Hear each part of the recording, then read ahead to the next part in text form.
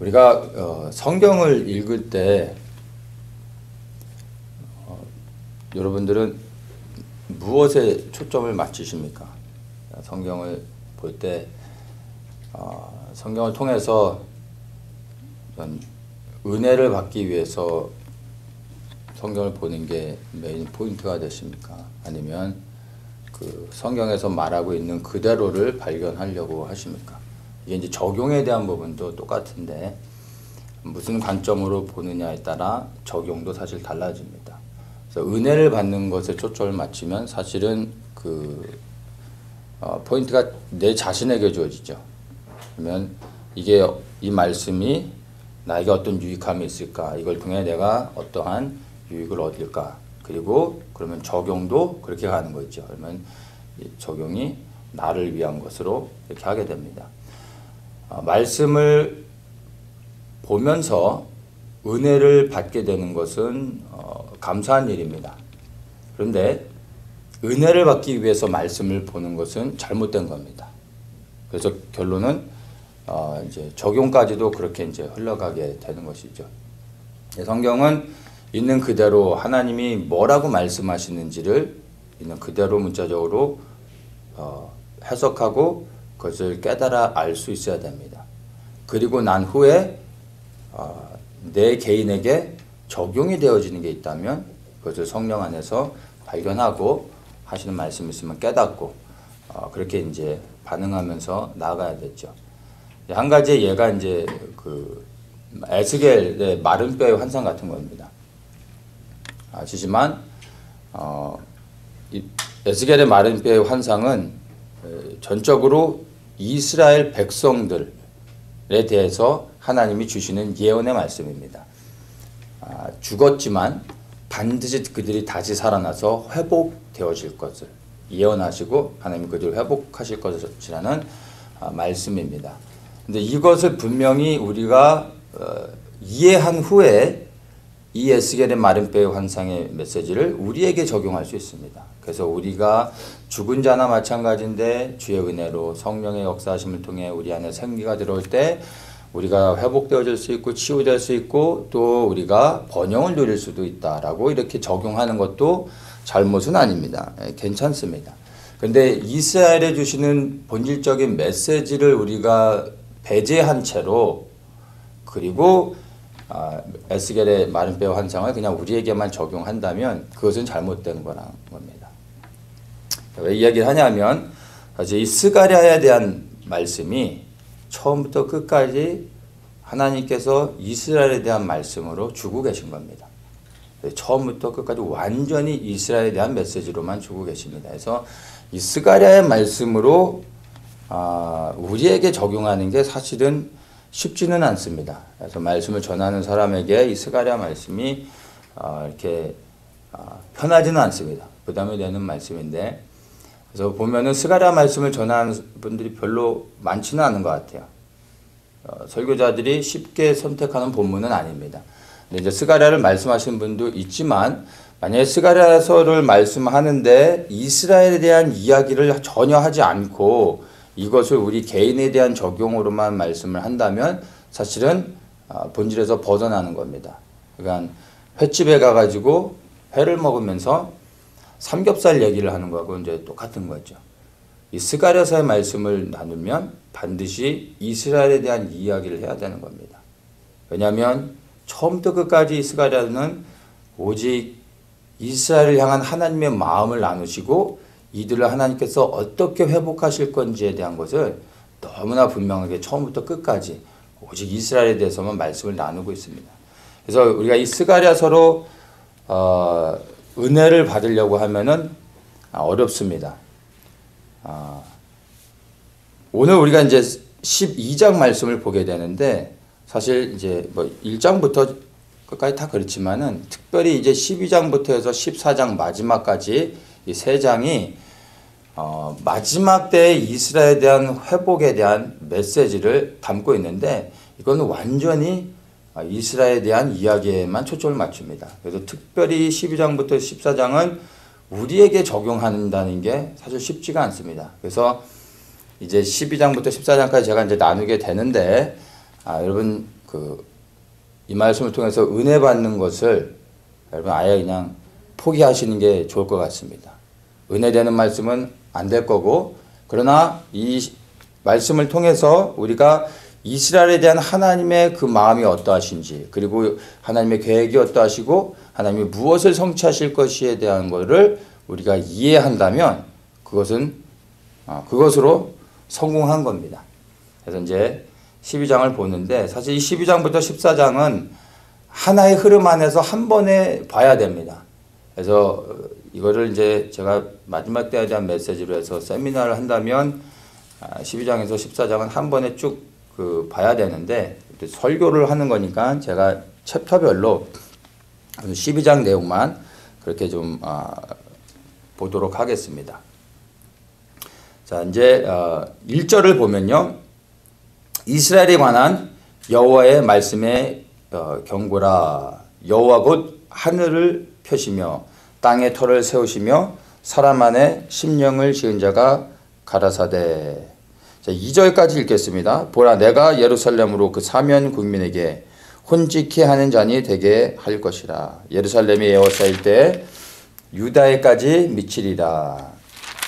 우리가 읽은 이 1절과 2절의 이 말씀이 앞으로 우리가 보게 되는 12장부터 14장까지의 본문의 내용 가운데 가장 중요한 메시지를 풀어가는 이 전제가 되는 구절입니다. 이 1절과 2절을 이해하지 못하면 앞으로 이제 12장부터 14장까지의 말씀을 우리가 이해할 수가 없습니다. 그래서 1, 2절을 이해하는 게 굉장히 중요합니다. 우리가 이제 봤지만 이 1, 2절의 말씀은 마지막 때에 있을 예루살렘에서의 그 전쟁에 대한 이야기인데, 단순히 그냥 마지막 때에 있게 될 전쟁이 아니라 예수 그리스도께서 재림하시기 바로 직전에 있게 될 마지막 이스라엘의 전쟁에 관한 이야기인 것입니다. 이것을 이해하면 그 다음부터 이제 14장까지의 말씀의 흐름들을 우리가 이제 알 수가 있습니다. 자, 이 전쟁의 이야기가 예루살렘에서 이제 있게 된다고 말하고 난 후에 그 다음부터 3절부터 어떻게 풀어지냐면은 전쟁에 대한 것을 베이스로 하고서 3절부터 그날에 이런 단어가 나옵니다. 그래서 이 3절부터는 14장 마지막까지 그날에 라는 단어로서 계속해서 메시지를 연결시켜 갑니다. 3절에 그날에 내가 예루살렘으로 무거운 돌이 되게 하겠다 말씀하시고, 또 6절에 4절에도 그날에 그 모든 족속들의 눈을 멀게 하겠다. 6절에 그날에 또 이렇게 말씀하시고, 8절에 그날에 그리고 9절에 그날에 내가 멸하기를 힘쓰리라. 11절에 그날에 큰 애통이 있을 것이다 하면서 그날에 대한 것으로 계속 말씀하십니다. 그리고 13절에서도 13장에서 시작도 그날에 죄와 더러움을 씻는 셈이 터질 것이다. 그날에 대한 것으로 13장을 풀어가시고 쭉 말씀하시다가 14장의 시작도 여호와의 날이 이르리라. 그날에 내 재물이 약탈되어 너희 중에 나누리라. 이렇게 말씀합니다. 여기서 14장에서의 그날이 바로 12장의 1, 2절에서 말하는 그날, 곧 예루살렘이 에워싸여서 열방의 이방 민족들이 이스라엘을 공격하는 그날을 말하는 것입니다. 근데 14장 1절에서 여호와의 날이 이르리라 말씀하시죠. 근데 그날이 그날인데 같은 그날이 아닙니다. 이 그날에 여기서 말한 그날은 이스라엘 향해 공격해 오는 그날인데, 여호와의 날이라는 말은 같은 날인데, 시간적으로는 같은 날인데 이 여호와의 날이라는 것은 예수 그리스도께서 재림하시는 것을 의미하고, 그날이라는 것은 바로 이스라엘을 향하여 이방 민족이 공격하는 것을 의미합니다. 그래서 그날이 그날인데 의미는 또 다르다고 말할 수 있습니다. 그래서 그날에 대한 것들을 또 14장에서도 쭉 그날에 대한 설명을 하고, 14장의 마지막에서도요 21절에 그 마지막에 보면 그날에는 만군의 여호와의 전에 가나안 사람이 다시 있지 아니라, 그날에 대한 것으로 끝납니다. 12장부터 14장까지는 다 처음부터 끝까지 1, 2절에서 이제 전쟁에 대한 이야기가 이제 시작되는 것을 설명해주고 난 후부터는 그날이 무슨 날입니까? 이스라엘에 대한 전쟁이 있는 날을 얘기합니다. 그날에 대한 것으로 설명을 합니다. 그래서 이제 우리가 12장부터 볼 때 그날이라는 단어가 나오면 아, 그날이 어떤 날인가를 생각할 때 바로 이스라엘을 향하여 이방 민족들이 공격해오는 그날을 말하는구나 해서 그 날로 여러분이 이해를 하시고 우리가 이제 이 말씀을 보면은 됩니다. 그래서 1, 2절 말씀이 이제 앞으로에 대한 이스라엘에 대한 하나님의 계획들이 풀어지는 것을 우리가 볼 수 있는 것입니다. 자, 1절 말씀을 이제 다시 한번 봅니다. 여호와에 관한 여호와의 말씀의 경고라. 경고의 말씀으로 이스라엘에게 주시는데 이제 이렇게 선포하십니다. 여호와 곧 하늘을 펴시며 땅에 터를 세우시며 사람 안에 심령을 지은 자가 가라사대. 자, 이 하나님에 대해서 설명하고 있는데 바로 경고의 말씀을 주시는 분이 하나님이라는 것을 의미하고 있고 그 하나님이 어떠한 분이신지를 전제하고 있는 겁니다. 하늘을 펴시고 땅에 터를 세우셨다. 이런 말씀을 하시죠. 이거는 우리가 너무나 하나님에 대해서 잘 아는 거죠. 구약의 하나님을 설명할 때 특별히 우리가 이런 설명을 천지를 창조하신 것에 대한 설명을 많이 하시는 걸 우리가 볼 수가 있습니다. 이사야 48장에 보면 야곱아 나의 부른 이스라엘아 나를 들으라 나는 그니 나는 처음이요 또 마지막이라 과연 내 손이 땅의 기초를 정하였고 내 오른손이 하늘에 폈나니 내가 부르면 천지가 일제히 서느니라. 이게 구약에서 하나님이 자신을 드러내시는 일반적인 하나님에 대해서 설명하는 것들로 우리가 잘 알고 있습니다. 하늘을 지으셨고 땅을 지으셨고 천지 만물을 창조하셨고 처음이고 끝이고 이런 말씀들이 하나님에 대한 설명인 것을 우리가 잘 알고 있습니다. 그런데 그 밑에 마지막에 뭐라고 얘기합니까? 사람 안에 심령을 지은 자가 가라사대 이렇게 말씀하고 있습니다. 이 말씀은요 구약 가운데 하나님을 설명하는 그 구절 가운데 유일하게 표현하는 겁니다. 하나님 사람 안에 심령을 지은 자. 그러니까 하나님이 사람을 창조하셨다라는 의미죠. 여기 지었다라는 의미는 비크리에이에서 창조하셨다라는 의미입니다. 그러니까 하나님의 사람을 창조한 건 우리도 다 알고 있지만 구약에서 하나님이 사람을 창조하셨다. 그러니까 심령을 지었다라는 것은 영을 말하는 거죠. 그 영을 그 안에 불어넣으셨다는 겁니다. 그래서 생명을 주셨다라는 것이죠. 근데 이러한 표현은 직접적인 표현은 구약에 존재하지 않습니다. 스가랴 말씀에 유일하게 언급하고 있는 아주 독특한 말씀인 것입니다. 이 말씀을 이해하는 게 굉장히 중요합니다. 이 심령이라는 것을 그 영이죠. 스피릿이고 그 breath 이제 호흡, 그러니까 생기라고도 말하는 것입니다. 근데 그 사람 안에 심령을 하나님이 창조하셨다. 하나님이 사람을 지으셨다 이렇게 말하고 있는 겁니다. 창세기에 아담과 하와의 창조를 보면 하나님께서 스토리텔링으로 사람을 지으시고 그 안에 생기를 넣어서 생명이 되게 하셨다. 사람을 지으셨음을 이야기식으로 풀어서 설명은 해주고 있지만 내가 사람을 이렇게 창조했다라고 직접적으로 말씀하시는 것은 없다는 거예요. 이 말씀이 굉장히 독특하며 중요한 말씀이 되는 겁니다. 진화론이 창조론을 끊임없이 공격하는 본질적인 이유가 다른 게 아니라 바로 하나님이 사람을 지으셨음을 거부하기 위한 겁니다. 그러니까 우리 흔히 진화론은 생물들의 진화에 초점을 맞추는 것처럼 보여지죠. 그래서 이 진화를 통해 변화됐다고 말하지만 본질적으로 진화론이 건드리고 싶은 것은 하나님이 사람을 창조하셨다라는 것을 거부하려고 하는 것입니다. 뭐 물고기가 햇빛이 그리워서 물 밖으로 한 번씩 뛰다가 뭐 괜찮으니까 물 밖에 좀 나와서 있다 보니까 뭐 살만하고 그러다 보니까 다리도 생겨가지고 뭐 돌아다니다 보니까 털도 생기고 그러다가 뭐 걷게도 되고 막 이렇게 이제 진화론 이렇게 얘기하잖아요. 이런 것도 사실은 괜찮아요. 뭐 말도 안 되는 얘기지만 우리가 이런 것도 뭐 학설로서 받아줄 수도 있어요. 근데 진화론의 본질은 이런 거를 얘기하는 게 아니라 결국엔 하나님이 사람을 창조하셨다라는 것을 거부하고 사람들로 하여금 믿지 못하도록 만들기 위해 주변에 이런 잡다한 것들로 혼란스럽게 하고 하나님이 사람을 짓지 않았다라는 것으로 이렇게 사람을 속이려고 하는 겁니다. 이 말씀이 왜 중요하냐면 하나님께서 천지를 창조하셨습니다. 그런데 사실은 그게 우리와 별 상관이 없는 거예요. LA에 100층짜리 아주 의리의리한 빌딩을 누가 지었어요. 그러면 우리가 LA에 산다고 해서 우리가 그 사람을 존경하거나 아니면 그 사람을 섬겨야 하거나 우리가 왕으로 모셔야 됩니까? 그럼 상관이 없죠. 그 사람이 100층이 아니라 1000층짜리 빌딩을 짓는데 so what? 우리랑 무슨 상관이 있겠습니까? 하나님께서 천지를 창조하셨다고 한들 그게 사실은 우리와 상관이 없는 거예요. 그러나 왜 우리가 하나님을 왕으로 섬기며 그분만을 생명들어 따라야 되냐 하면 그분이 천지를 창조하셨고 모든 만물의 통치자 되시기 때문이 아니라 그분이 우리를 지으셨기 때문에 우리의 왕이 되시는 거고 우리가 그분을 섬겨야 된다는 것입니다. 이 구약의 이 스가랴서의 이 말씀이 하나님께서 우리를 지으셨다라고 분명히 말해주고 있습니다.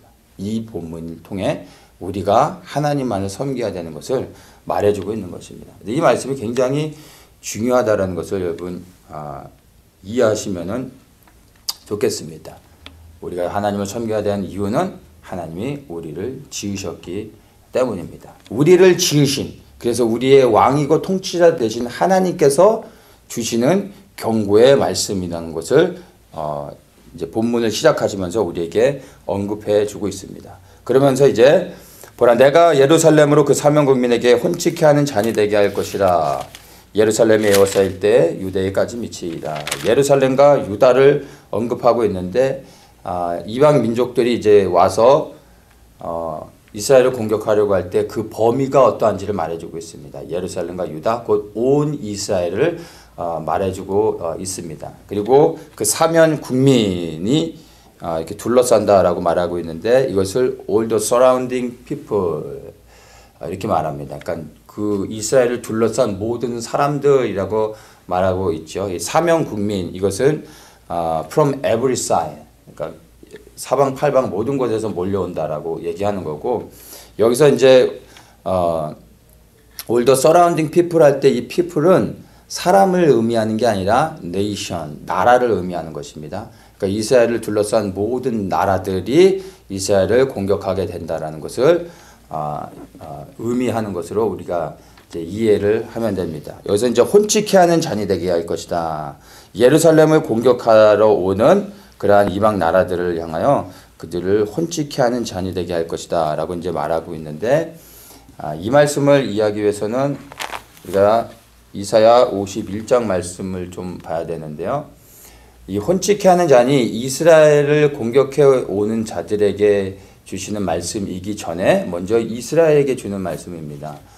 51장 17절에 보면 이제 이스라엘을 향한 하나님의 심판에 대한 것을 말씀하시는데 이렇게 말씀하십니다. 여호와의 손에서 그 분노의 잔을 마신 예루살렘이여 깰지어다 깰지어서 일어설지어다 내가 이미 비틀거름치게 하는 큰 잔을 마셔 다하였도다. 예루살렘 즉 하나님의 백성 이스라엘 향한 하나님의 심판의 말씀을 먼저 말씀하시고 계신 것입니다. 그러면서 쭉 말씀하시다가 이제 22절에 보면요 이렇게 말씀하십니다. 내 주 여호와 그 백성을 신원하신 내 하나님이 이같이 말씀하시되 보라 내가 비틀거름치게 하는 잔 곧 나의 분노의 큰 잔을 내 손에서 거두어서 너로 다시 마시지 않게 하고 그 잔을 너를 공곡해 하던 자들의 손에 두리라 이렇게 말씀하십니다. 그러니까 취하게 하는 잔을 먼저 이스라엘에게 주시고 그들에 대한 하나님의 심판이 있고 난 후에 그 잔을 이제 이방 민족들에게 주어서 이방 민족들로 하여금 취하게 하고 그들을 하나님이 심판하시겠다라고 말씀하고 계신 겁니다. 그리고 나서 이제 이사야 52장부터 해서 쭉 보면 이제 이스라엘을 속죄케 하시는 말씀과 언약에 대한 것을 기억하시고 이들을 회복하시는 말씀들을 주십니다. 그래서 이 스가랴 12장에서 사명 국민을 혼찢게 하는 자녀 되겠다 하고 말씀하실 때 그 앞에 있는 일이 먼저 이스라엘에 대한 하나님의 심판이 있고 난 후에 마지막으로 이방 민족들로 하여금 취하게 하여서 이스라엘 공격하게 하고 그리고 그들을 심판하시겠다라는 것을 말씀하시는 겁니다. 그래서 이 전쟁이 마지막 때에 있게 될 많은 전쟁 가운데 하나의 전쟁이 아니라 예수 그리스도께서 재림하시기 직전에 있게 될 마지막 전쟁이라는 것을 우리가 이제 이해할 수 있는 것입니다. 그래서 14장 2절에 보면 내가 열국을 모아 예루살렘과 싸우게 하겠다 이런 말씀하시죠. 하나님이 심판할 이방 모든 족속들로 하여금 그들을 예루살렘으로 데리고 와서 이스라엘과 싸우게 하고 그들을 이스라엘 통해서 하나님이 심판하시겠다라는 것을 말씀하고 있는 것입니다. 자, 1절과 2절의 말씀을 이제 우리가 이해가 되셨죠? 은혜는 전혀 안 되죠. 그러나 이 말씀이 무엇을 말하고 있는지 우리 충분히 이제 이해가 됐습니다. 그러면 이제 이스라엘 향하여 많은 민족들이 이제 공격을 해오는 상황 가운데서 이제 하나님께서 이스라엘 향한 하나님의 뜻과 계획들을 3절부터 우리에게 이제 풀어줍니다. 말씀드린 것처럼 3절부터 그날에 대한 것들로 쭉쭉 말씀해 주시는데 그것들 한번 보겠습니다. 3절에 그날에 내가 예루살렘으로 모든 국민에게 무거운 돌이 되게 하겠다 이렇게 말씀하십니다. 그것을 들은 자는 크게 상할 것이라 천하만국이 그것을 치려고 모이리라. 여기서 이제 모든 국민, 천하만국 이런 단어가 나오는데 이 모든 국민은 이스라엘을 둘러싼 중동의 국가들 뿐만 아니라 여기서 모든 국민 천하만국이라는 단어는 그 본질적인 의미는 non Hebrew people이라는 의미를 갖고 있습니다. 그러니까 유대인이 아닌 다른 모든 이방 족속. 그러니까 중동의 국가들도 되지만 아시안이 될 수도 있는 겁니다. 아시안 중에서요 한국 사람이 될 수도 있고 중국 사람이 될 수도 있는 거예요. 백인이 될 수도 있고 흑인이 될 수도 있고요. 유럽에서 공격해 올 수도 있고 미국에서 공격해 올 수도 있고 모든 나라가 될 수 있어요. 그러니까 전 세계 모든 나라가 다 공격해 온다는 게 아니라 이스라엘을 제외한 모든 다른 각각의 혈통을 가진 나라들이 누구든 대상이 될 수 있다라는 것을 우리가 이제 볼 수가 있는 겁니다. 그리고 무거운 돌이 되겠다, 돌이 되게 하시겠다 이제 말씀하시죠. 그래서 하나님께서 이스라엘로 하여금 꿈쩍하지 않고 흔들리지 않고 거기서 이스라엘을 지켜주시겠다라는 것을 상징적으로 이제 말해주고 있습니다. 자, 4절에 구체적으로 그날에 있을 일들에 대해서 자세히 조금 더 설명해 줍니다. 4절에 그날에 내가 모든 말을 쳐서 놀라게 하고 그 탄자를 쳐서 미치게 하되 유다 족속은 내가 돌아보고 모든 국민의 말을 쳐서 눈이 멀게 하리니. 이 말씀의 의미는 하나님께서 이스라엘 위해서 직접 초자연적인 방법으로 개입해서 이 전쟁을 승리케 하시겠다라는 것을 보여주는 것입니다. 그들의 전략과 어떤 최첨단 무기로서 이스라엘이 승리하게 되는 게 아니라 바로 하나님의 초자연적인 방법으로 개입하셔서 이스라엘이 승리하게 될 것이다 라는 것을 말씀해 주고 있습니다. 왜 그렇게 하시냐면 5절에 그것을 설명하고 있는데 유다의 두목들이 심중에 이르기를 예루살렘 거민이 그들의 하나님 만군의 여호와로 말미암아 힘을 얻었다 할지라. 즉 하나님의 초자연적인 방법으로 개입하셔서 그들을 지켜주시고 승리케 해주심으로 말미암아 이스라엘 스스로가 자기를 높이지 못하고 정말 이 전쟁은 하나님이 친히 싸워주셔서 우리가 이겼구나 라는 것을 다 알고 그리고 하나님께만 모든 영광을 돌리도록 하기 위해서 하나님이 그렇게 친히 개입하시겠다라는 것을 우리에게 이제 설명해 주고 있는 것입니다. 6절에 이제 또 그날에 하면서 설명을 해줍니다. 그날에 내가 유다 두목들로 나무 가운데 화로 같게 하며 곡식단 위에 횃불 같게 하리니 그들이 그 좌우에 애워싼 모든 국민을 살릴 것이요 예루살렘 사람은 다시 그 본 곳 예루살렘에 거하게 되리라. 이제 전쟁 때 그들을 어떻게 하나님이 사용하셔서 전쟁에 이기게 하실 건지 상징적으로 말씀해 주시면서 그 본 곳 예루살렘에 거하게 되리라 이렇게 이제 얘기하고 있는데요. 이 말씀을 세 번역으로 제가 읽어드리면요. 그러나 예루살렘은 다치지 않고 제자리에 그대로 남아 있을 것이다. 그대로 있을 것이다. 즉 전쟁에서 승리하게 될 것이다. 패하여 뭐 후퇴했다가 다시 들어가고 이러는 게 아니라 여전히 그곳에 거하게 될 것이다. 전쟁에서 승리할 것을 말씀해주고 있습니다. 여기서 이제 유다의 두목들 이렇게 말하고 있는데 ESV에서는 이것을 클랜스 오브 주다 이렇게 말합니다. 그러니까 유다의 족속들, 그러니까 지도자들을 말한다기보다는 유다의 모든 백성들, 이스라엘 백성들이라고 우리가 이제 이해를 하면은 될 것 같습니다.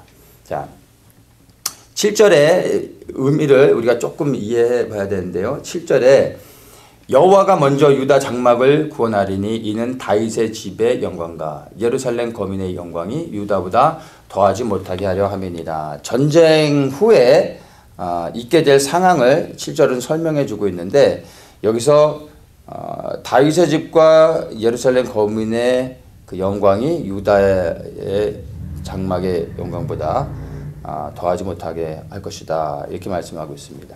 다윗의 집이라는 것은 왕족을 이야기하는 거고요. 예루살렘 거민은 즉 예루살렘 성 안에 거하는 사람들, 좀 특별한 어떤 그 계층들, 특권층, 기득권층을 말하는 겁니다. 그러니까 지도자들 이렇게 말할 수도 있겠죠. 고대 시대에 성 안에 사는 사람들과 성 바깥에 사는 사람들은 완전히 구별되는 겁니다. 그러니까 성 안에 산다는 것은 왕의 특별한 은총을 입은 사람들입니다. 왜냐하면 성 안에 살지 않으면 바깥에서 이방 족속들이 침략해 들어오면 다 죽고 포로로 잡혀가게 되는 겁니다. 그래서 성 안에 못 사는 사람들은 성 주변에 살다가 이방 민족이 침입해 오면 왕이 문을 열어주면 성 안에 들어가서 보호를 받게 되는 겁니다. 그래서 성 안에 사는 것과 성 바깥에 사는 건 엄청난 차이가 있는 겁니다.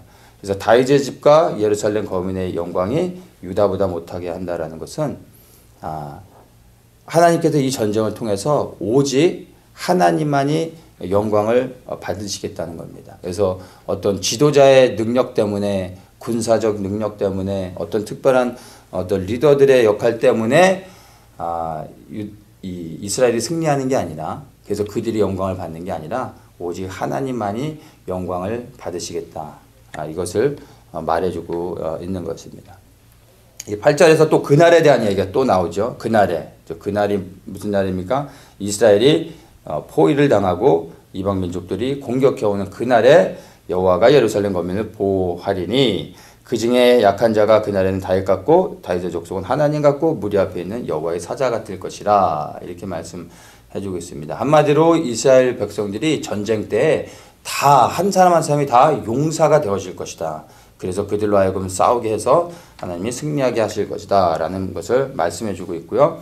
9절에 예루살렘을 치러 오는 열국을 그날에 내가 멸하기를 힘쓰리라. 그래서 이 전쟁의 날에 내가 최선을 다해서 싸울 것이다 라고 하는 것처럼 보여질 수 있어요. 근데 그런 의미가 아니라 멸하기를 힘쓰리라 이 말씀은 세 번역에서 보면은 반드시 멸망시킬 것이다 이렇게 말씀해 주는 것입니다. 그래서 하나님께서 예루살렘을 공격해오는 모든 이방 족속을 반드시 다 멸망시키고 하나님이 승리하실 것이라는 것을 확고하게 우리에게 말씀을 통해서 이제 보여주고 있는 겁니다.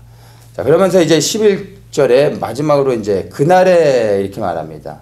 그날에 예루살렘에 큰 애통이 있으리니 무깃도 골짜기 하다드림몬에 있던 애통과 같을 것이라 이렇게 말하는데 이 11절에서 말하는 그날은 우리가 3절부터 계속 본 그날하고 사실은 다른 의미의 날들을 이야기하는 겁니다. 그러니까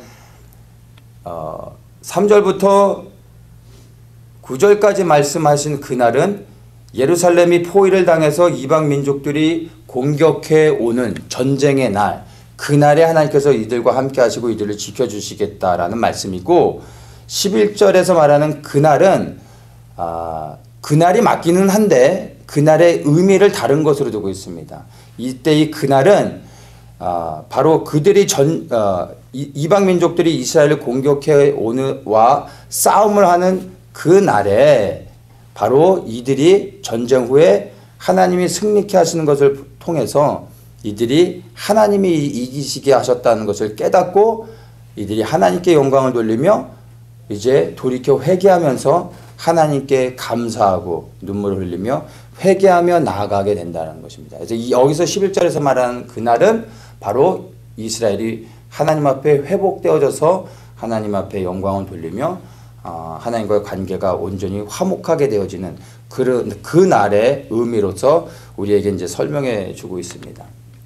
무깃도 골짜기에 하다드림몬에 있던 애통 이렇게 말하고 있는데 이 의미가 남유다의 요시야 왕이 애굽의 바로느고하고 그 무깃도에서 전쟁을 하는데 전쟁 중에 활을 맞아 이제 죽게 됩니다. 근데 요시야 왕은 남유다 가운데서 이스라엘의 남북을 다 통틀어서 가장 선하고 가장 훌륭했던 왕이 바로 요시야 왕입니다.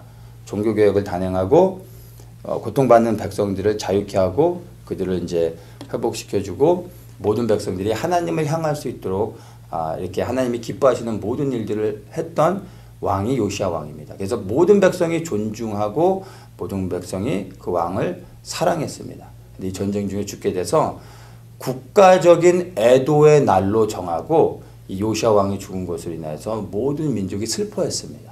그리고 그렇게 절기를 지켜왔습니다. 그러니까 이날의 애통은 곧 무슨 애통이라는 의미입니까? 이스라엘 모든 민족의 애통이 되게 될 것이라는 의미를 갖고 있습니다. 그런데 이들이 무엇 때문에 이제 이 그날에 애통을 하게 되느냐? 이것을 10절에서 설명해 주고 있는데 내가 다윗의 집과 예루살렘 거민에게 은총과 간구하는 심령을 부어주리니 그들이 그치는 바 그를 바라보고 그를 위하여 애통하기를 독자를 위하여 애통하듯 하며 그를 위하여 통곡하기를 장자를 위하여 통곡하듯 하리로다. 자, 먼저 은총과 간구하는 심령을 부어주겠다 말씀하시죠. 이것은 곧 회개의 영을 부어주시겠다고 말씀하시는 겁니다. 자, 우리가 회개하는 게 중요한데 회개는 우리가 자발적으로 하는 게 아니고요. 회개는 성령께서 우리에게 회개의 영을 부어주실 때 우리가 사실 비로소 할 수 있는 것입니다. 그래서 어떤 사람들은 회개하려고 하는데도 회개가 안 돼 너무 괴로워하죠. 우리가 이 회개의 영을 구해야 됩니다. 내가 똑똑하고 깨달음이 있어서 회개가 되어지는 게 아니고요. 이 회개의 영을 우리에게 부어주실 때 우리가 깨닫고 회개하게 되는 겁니다. 그래서 이 회개의 영이 우리에게 부어지는 게 너무 중요하죠. 그래서 회개의 영을 부어달라고 우리가 하나님 앞에 겸손히 구할 수 있어야 됩니다. 이 마지막 때 이스라엘을 회복시키실 때 하나님께서 이 백성들에게 회개의 영을 부어주시겠다는 겁니다. 그럴 때 이들이 그 회개의 영을 받고 이제 회개하게 되는데 무엇을 회개하느냐 하면 그들이 그 찌른 바 그를 바라보고 그를 위하여 애통한다고 합니다. 여기서 그가 누구입니까? 예수 그리스도를 말하는 거죠. 예수 그리스도를 찔렀던 것을 회개한다는 것입니다. 예수 그리스도를 십자가에 못 박았던 죄를 회개하겠다는 것입니다. 그 말은 곧 본질적으로 유대인들이 예수님이 메시아인 것을 거절했던 것을 회개하겠다라는 의미인 것입니다. 근데 이 회개를 민족적, 전 국가적인 애통의 날로 통곡하며 이 죄를 이스라엘 모두가 회개하게 한다는 것입니다. 이것이 마지막에 있게 될 유대인들의 온전한 회복, 이스라엘의 회복인 것입니다. 이것이 굉장히 중요합니다.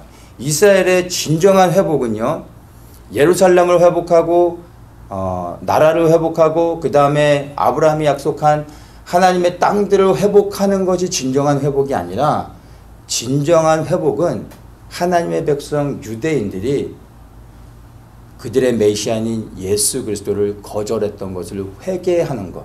그래서 예수 그리스도를 영접하고 하나님께 다시 나아가는 것. 이게 이스라엘의 온전한 회복인 것입니다. 이 회복을 약속해 주고 있습니다. 그래서 우리가 이스라엘을 위해 기도할 때 여러 가지를 기도하지만 정말로 중요한 것이 바로 이들이 회개의 영이 열려서 그들이 찌린 예수님이 바로 메시아였다는 것. 그래서 메시아를 거절한 것을 회개하고 메시아를 영접하고 하나님께 다시 돌아와야 된다는 것. 이것을 우리가 위해서 기도할 수 있어야 되는 것입니다. 자, 그러면서 이제 12절에 그 회개가 구체적으로 어떠한 사람들을 통해서 회개하게 될 건지에 대해서 말해주고 있습니다. 다윗의 족속, 나단의 족속. 나단은 다윗의 아들입니다. 그러니까 이것은 왕족들을 의미하죠. 왕족들이 회개한다는 것입니다. 레위 족속, 시므이 족속이 나옵니다. 시므이는 레위의 손자고 레위는 제사장이죠. 제사장 족속들이 회개한다는 것입니다. 그리고 14절에 모든 남은 족속 이렇게 말합니다. 왕과 제사장을 제외한 모든 남은 족속, 즉 왕족, 제사장 족속을 뺀 모든 유대의 평범한 백성들을 다 포함하는 것입니다. 그러니까 왕과 제사장과 백성들이 함께 회개한다라는 말은 온 이스라엘이 하나도 빠짐없이 다 회개하며 메시아를 영접하고 그 메시아를 이제 받아들이게 된다는 것을 의미하고 있는 것이죠. 그래서 이것이 마지막 그리스도께서 재림하실 때 있게 될 이스라엘의 온전한 회복을 설명해 주고 있는 것입니다. 이 그림을 우리가 머릿속에 그리고 이 말씀이 반드시 이루어질 것에 대해서 우리가 마음에 품고 이 회복을 위해 예루살렘과 이스라엘의 이 회복을 위해서 우리가 기도할 수 있어야 됩니다.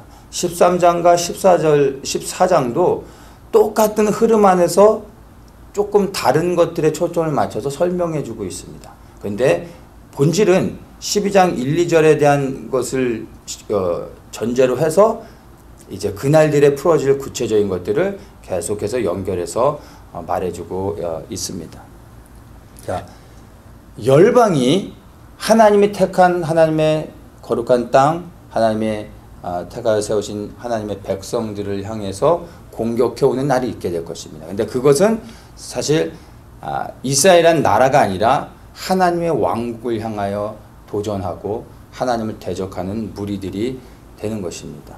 그러한 날이 언제일지 우리는 정확히 알 수 없지만 그날은 반드시 온다는 것입니다. 이것이 성경의 마지막 예언의 말씀들이고 이 12장 말씀만 봐도 이게 아직 성취되지 않은 예언의 말씀들이 여기에서 다 성취되는 것을 우리가 볼 수 있습니다. 반드시 성취될 일인데 하나님께서 모든 전쟁 가운데 승리하시고 그분이 영광을 받으시며 이스라엘을 다시 회복하시고 하나님의 백성으로 그들을 품게 되는 것을 말씀해 주고 있습니다. 이 말씀을 통해 우리는 하나님의 편에 서야 된다는 것, 즉 이스라엘의 편에 서는 것, 그리고 이스라엘의 회복을 위해 우리가 기도하는 것이 바로 하나님의 말씀의 성취를 위한 것이고 하나님의 편에 서는 것임을 우리가 이 말씀을 통해서 분명히 이해할 수 있는 것입니다.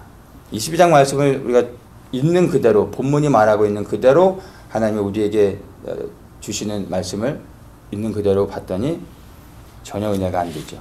그러나 이 말씀이 무엇을 의미하고 있는지를 우리가 분명히 안다면 오늘 우리는 말씀을 통해서 주시는 것을 하나도 놓치지 않고 받은 것입니다. 1절 말씀을 마지막으로 보고 마치도록 하겠습니다. 자, 1절에 이스라엘에 관한 여호와의 말씀의 경고라 이렇게 시작하시면서 이 경고의 말씀을 주셨는데 이것을 ESV에서는 이렇게 말합니다. The oracle of the word of the Lord concerning Israel. 그러니까 이스라엘에 대한 하나님의 말씀인데 그것을 오라클이라는 단어를 쓰고 있습니다. 개역성경에는 이게 없는데 이 오라클이라는 단어는 성경적으로 이해하자면 선지자와 같은 사람을 의미합니다. 이게 영어 사전에서의 사전적 의미로 얘기하면은 하나님이 말씀하시는 사람으로 믿어지는 하나님이 말씀하는 것으로 믿어지는 사람을 오라클이라고 말하는 것입니다. 그러니까 하나님의 신적 계시를 받아서 말하는 사람이라고 말할 수 있죠. 그러니까 이걸 한마디로 선지자라고 말할 수 있는 것입니다. 근데 이 이스라엘에 대한 경고의 말씀, 마지막 때 되어질 이 경고의 말씀을 하나님이 직접 주신 게 아니라 오라클을 통해 주어졌다는 얘기입니다. 즉 하나님이 세우신 선지자, 하나님이 말씀하시게 하는 이 오라클을 통해서 이 경고의 말씀이 우리에게 주어졌다라는 것을 볼 수가 있습니다. 아모스 3장 7절에 주 여호와께서는 자기의 비밀을 그 종 선지자들에게 보이지 아니하고서는 결국 행하심이 없으시리라, 이 말씀을 하시죠. 하나님의 일하시는 방법은 늘 그가 세우신 선지자, 즉 오라클을 통해서 먼저 말씀하시고 그 말씀하신 것을 성취해 나가심으로 하나님이 모든 것을 통치하시고 다스리시며 그리고 이루어 가시는 하나님이라는 것을 보여줍니다. 그래서 스가랴가 바로 이러한 오라클과 같은 하나님의 말씀을 받아 선포하고 그것을 하나님이 이루어 가시는 것을 볼 수가 있습니다. 스가랴가 바로 오라클 같은 사람이었는데 이 말씀을 통해서 우리가 분명히 알 수 있는 것은 우리의 한 사람 한 사람이 사실은 이러한 오라클과 같은 사람이 되어줘야 된다는 것입니다. 그리고 하나님이 그러한 사람들을 이 시대에도 찾고 있다고 저는 믿습니다. 자, 그러면 이 오라클과 같은 사람으로 쓰임받았던 스가랴가 전했던 말씀이 무엇입니까? 1절에도 있는 그대로 말대로 경고의 말씀입니다. 스가랴가 전했던 말씀들 1장부터 우리가 쭉 봤던 것들 돌이켜보면 경고의 말씀들입니다. 예루살렘에서 있게 될 전쟁에 대한 말씀, 즉 심판에 대한 말씀들이죠. 이게 다 뭐죠? 다 오늘날 우리가 사실은 별로 듣기를 원치 않는, 별로 관심 없는 말씀들이죠. 회개의 말씀들을 전하고 있고 경고의 말씀들, 다가올 심판에 대한 것들을 말씀해 주고 있어요. 스가랴가 오라클로서 이런 말씀을 전했던 것입니다. 그래서 유대 백성들이 이 말이 하도 싫어서 결국엔 스가랴가 나중에 죽음을 당하게 된 것을 역사를 통해서 우리가 보게 됩니다. 우리가 원치 않는 메시지를 전하는 오라클과 같은 사람들이 사실 이 시대에 필요합니다. 왜냐하면 주님의 재림이 정말 임박해져 있기 때문에 그 재림을 바라보고 살아가는 우리들에겐 사실 이러한 오라클과 같은 사람이 세워져서 말하도록 해야 됩니다. 우리는 이것을 또한 들을 수 있어야 되는 것입니다. 먼저는 우리가 이런 오라클의 메시지를 받고 듣고 그 겸손히 그 말씀을 취하고 기도하며 나아갈 수 있어야 됩니다. 그리고 이 말씀을 받을 뿐만 아니라 이 오라클의 말씀을 받을 뿐만 아니라 우리가 이 오라클의 말씀을 전하는 자로 일어나서 이 말씀을 선포하고 이 말씀을 나눌 수 있어야 됩니다. 하나님이 우리에게 전하게 하시는 사람들에게 무슨 말씀을 전해야 되는 겁니까? 이 오라클의 말씀이 곧 경고의 말씀, 하나님의 심판이 다가오고 있다는 것. 왜냐하면 이제 주님께서 이 땅에 오시면 모든 게 끝나는 것입니다. 더 이상의 기회는 없는 것입니다. 은혜의 시대가 맞춰지고 있는 겁니다. 그러면 무엇을 전해야 되겠습니까? 회개의 메시지를 전해야 되겠죠. 경고의 메시지를 전해야 되는 거예요. 다가오는 심판의 메시지를 전해야 되는 겁니다. 이것이 특별히 저처럼 목사 안수를 받은 사람들만이 해야 되는 게 아니라 이 시대에 우리 한 사람 한 사람이 오라클과 같은 사람으로 선지자로서 하나님이 주신 마음을 가지고 일어나 이 말씀을 전해야 되는 겁니다. 듣지 못해 멸망당한 자가 없도록. 이 말씀을 받은 자들의 반응은 각자가 알아서 할 일이지만 우리는 이 오라클이 되어져서 이 말씀을 전할 수 있어야 되는 것입니다. 이 시대에 정말 이 12장의 말씀이 언제 이루어질지는 알 수 없지만 그러나 이 말씀들이 성취되어져 가고 있는 것을 우리가 보면서 정말로 이제 이 시대에 하나님이 어떤 사람을 찾고 있는지를 돌아보면서 이 오라클의 말씀을 먼저 받고 그 다음에 오라클의 사람이 되어져서 하나님이 원하시는 이 경고의 말씀들을 전하는 그런 모든 분들 되시기를 예수님의 이름으로 축복합니다.